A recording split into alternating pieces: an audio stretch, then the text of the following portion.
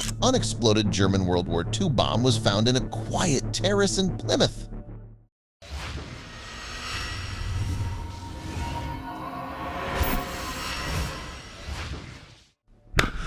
Army bomb disposal experts and emergency response services were called following the discovery of a 500 kilograms WWII German unexploded bomb on St. Michael Avenue in the Keyham area of Plymouth on Tuesday, 20th February. The man who discovered the suspicious item reportedly hit the item of unexploded ordnance UXO with a spade while helping to dig out the rear garden of his daughter's property on St. Michael Avenue. Avon and Cornwall police placed a 200 M650 feet cordon around the site and declared it a major incident. The Royal Navy Explosive Ordnance Disposal Team deployed to the scene, and the public were asked to avoid the area where possible. The father who found the bomb spoke to the Plymouth Herald about the experience. He actually found it about a week ago. It was just outside the building line, and the building inspector said we needed trench of around 650 millimeters. I hit something with a spade, but we weren't sure what it was at first. Since then, we've had so much rain, the bank collapsed, and then there was more rain on Friday, and it's been revealed more and more it's about 1 meter long and half a meter in diameter. We found a cap and a round circle thread sheared off or broke off. By this point, my wife said, we really should just call the police and alert them. I took photos and sent them off, and the sergeant in Exeter rang me 5 minutes saying he needed to send them off to EAI. 5 minutes later, there's a knock on the door and police officers asking to have a look. The next minute, they're suggesting a cordon with a 200 M radius. St. Michael Avenue is in a residential area of Plymouth, around 800 M west of the HMNB Devonport. These dockyards were the main target of the Luftwaffe during WWII, and over 2,500 high-explosive bombs were dropped on the city of Plymouth during the war. Due to the inaccuracy of raids, many bombs fell over residential sections of the city, leaving few areas entirely unaffected.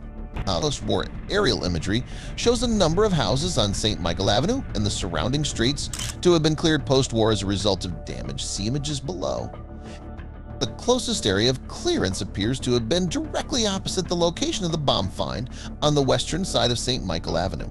It appears that this damage was probably caused by a bomb which fell on the 21st April 1941. See raid map below.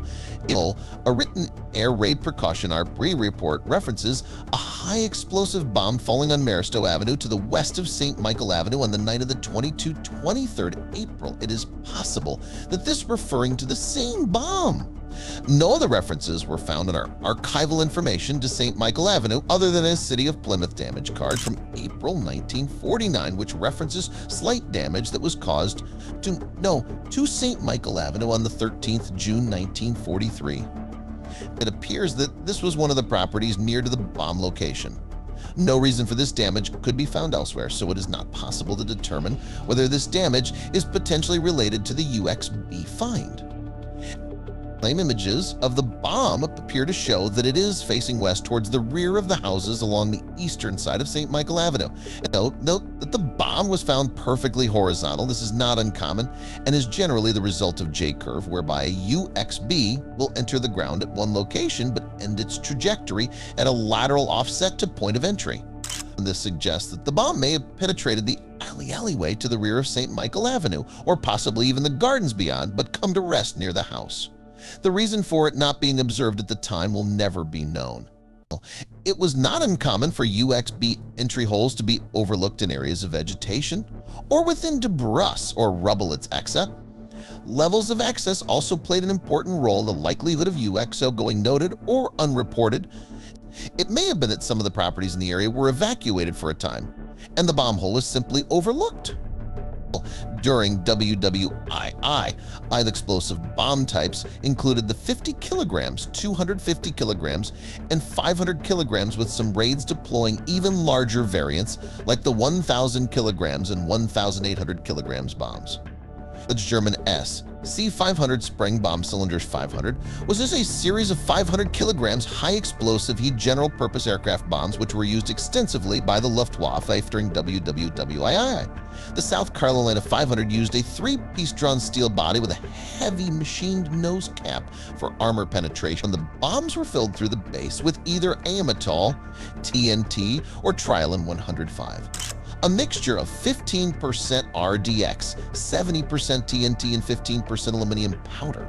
Around the nose of the bomb, sometimes a cop ring was fitted, which is a metal ring which was designed to prevent ground penetration or to stop forward momentum when hitting water. The South Carolina 500 was commonly used throughout WWII and was designed for maximum blast effect, and it was often deployed against important targets such as docks or industrial infrastructure. However, due to inaccurate bombing by the Luftwaffe, some of the bombs were dispatched across a much wider area than their intended targets.